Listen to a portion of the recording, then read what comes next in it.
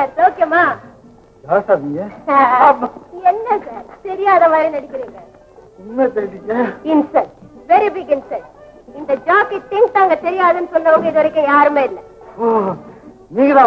ஆமா, ரேஸ் கோர்ஸ்ல நான் குதிரை மேல கடகடான்னு வரும்போது நீங்க எத்தனை தடவை என்ன பார்த்து கமான் கமான் கத்திருக்கீங்க. இப்ப என்ன தெரியாதுங்களா சார்? நானா இல்லையா?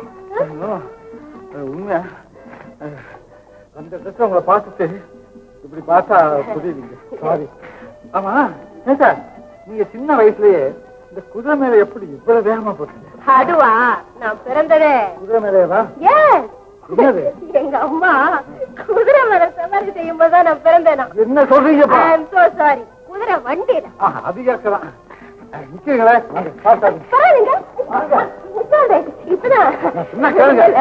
ரொம்ப நல்லா இருக்கீங்க. ரொம்ப பொருத்தமா தான் இருக்கு சார். நீங்கெல்லாம் ஒரு லட்சிய உருவம். அதாவது சார் கோச்சிட்டே இருக்கீங்களா சார்? நான் குதிரை பந்தயத்துக்கு வர உண்டு, நஷ்டமே தான். அதனால நீங்க கொஞ்சம் ஏதாவது உதவி பண்ணீங்கன்னா. கேக்குறீங்களா? முதல்ல நான் கேக்குற கேள்விக்கு பதில் சொல்லுங்க. என்ன சார்? ஆமா, ஏன் ஒரு நல்ல பொண்ணுடைய மனசை புண்படுத்திட்டு இருக்கீங்க? நான் புண்படுத்துறேன்னா சொன்னாலே நம்ப மாட்டாங்க சார். நான் நம்புறேன். இந்தாங்க அந்த பொண்ணு உங்களுக்கு எழுதிய லெட்டர். பொம்பளை எழுதுறேன்? நோ, பொம்பளை. பொண்ணு படிங்க. பொண்ணு வேணாம். சரி, அப்ப நான் படிக்கிறேன், கேளுங்க. சார் எனக்கு எழுதுனது. ஷட் அப், கேளுங்க.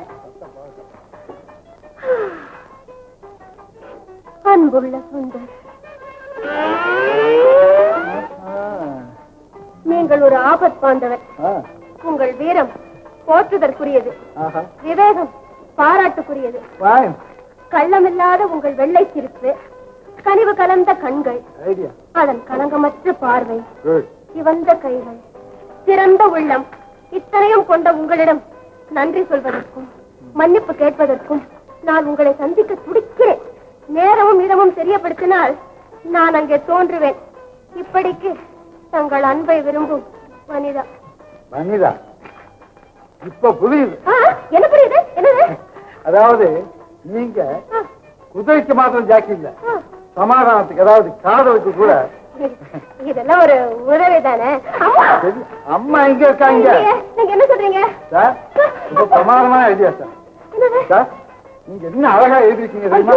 சத்தியமா நான் எழுதுறீங்க. வனிதா தான் நீங்க எழுதல, சொல்லி எழுதிருக்கா. பார்த்தா யாராவது பார்க்க போறாங்க. நீங்க பொண்ணா? நான் என்ன பொண்ணா? ஆம்பளை. நீங்க ஆம்பளையா இருந்தாலும் கண்ணை என்ன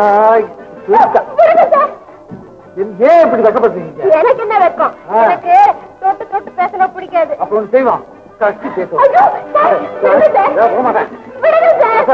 விட இருக்கட்டும், நீச்சே ஒட்டிக்கிட்டு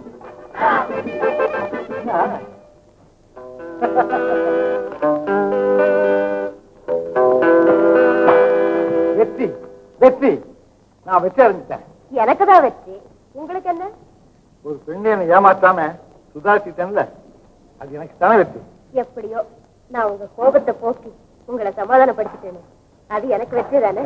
சரி சரி, 6 மணிக்கு மாத்திரை தானே, நான் சாப்பிட்டுக்கிறேன். இன்னும் எதுக்கு மாத்திரை? அதான் கிடைச்சது மாத்திரை. மாத்திரை சாப்பிட வேண்டாம்னு சொல்ல வந்தேன். என்னதுங்க கோயிலா? கார்ல இருக்கா?